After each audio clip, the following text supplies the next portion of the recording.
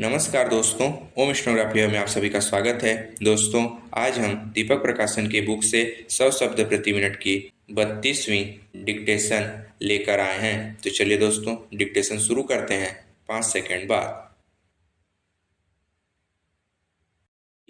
Start. अध्यक्ष जी, मैं इस बिल का विरोधी नहीं हूँ, बल्कि अपने कुछ संशोधनों के साथ समर्थन करना चाहता हूँ।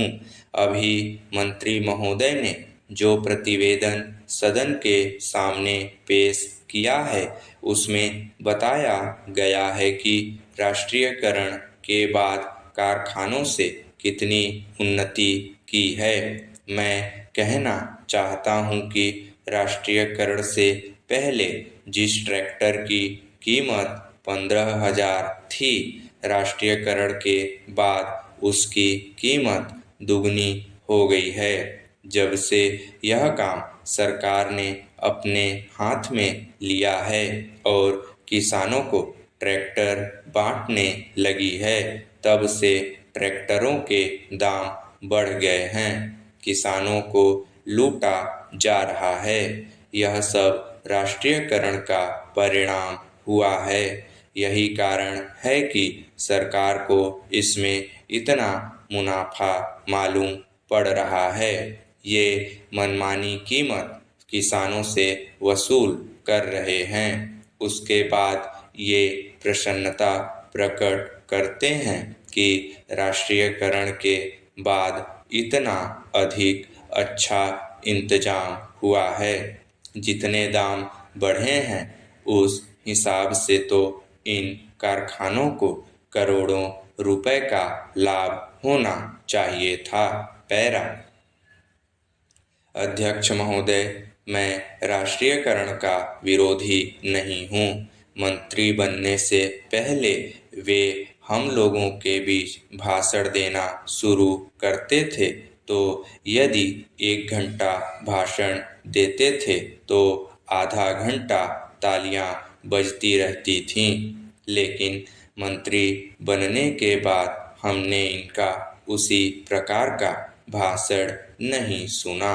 आजकल तो जो सरकारी अधिकारी उनसे कहते हैं, उसे वे आसानी से समझ लेते हैं और अपनी बातें भूल जाते हैं। इसलिए इस बिल में मैंने जो संशोधन किया है, उसके द्वारा मैं चाहता हूँ कि यह जो इतनी बड़ी लूट राष्ट्रीयकरण के बाद किसानों की हो रही है, वह समाप्त हो। यह बिल 50 पृष्ठों का है, लेकिन किसानों को छोटे ट्रैक्टर मिलेंगे या बड़े, या किस प्रकार के, इसका कोई जिक्र नहीं है। सारे देश में कानून के द्वारा किसानों के पास छोटी छोटी जमीनें होती हैं, लेकिन ट्रैक्टर का कारखाना अभी तक बड़े ट्रैक्टर ही बना रहा है।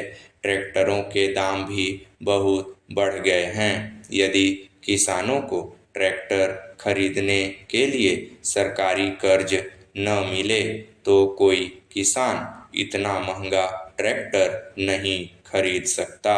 अभी तो ट्रैक्टर खरीदने के 1-2 साल बाद ही किसानों की जमीन बिक जाती है, क्योंकि उन्हें सरकारी कर्ज वापस करना होता है। पैरा। यद्यपि मैं इस बिल का समर्थन करता हूँ, लेकिन मंत्री महोदय से यह कहना चाहता हूँ कि इस पर जनता की राय ली जाए। इसके साथ ही ऐसा बिल भी लाया जाए जिसमें यह विवरण हो कि ट्रैक्टर महंगा होगा या सस्ता होगा, कितने हॉर्स पावर का उसमें इंजन होगा।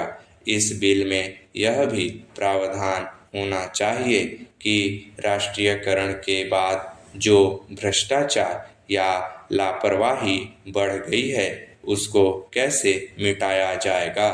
तभी हम समझेंगे कि वास्तव में इस देश में कृषि क्रांति आने वाली है। तभी इस विधेयक की कोई सार्थकता हो सकता है और किसानों को बढ़ती कीमतों से राहत मिल सकती है। स्टॉप। दोस्तों, डिक्टेशन अच्छी लगी हो तो लाइक करें, अपने दोस्तों के साथ शेयर करें और चैनल को सब्सक्राइब करके बेल आइकन दबा लें ताकि हमारी नई वीडियो की नोटिफिकेशन आपको मिलती रहे। धन्यवाद।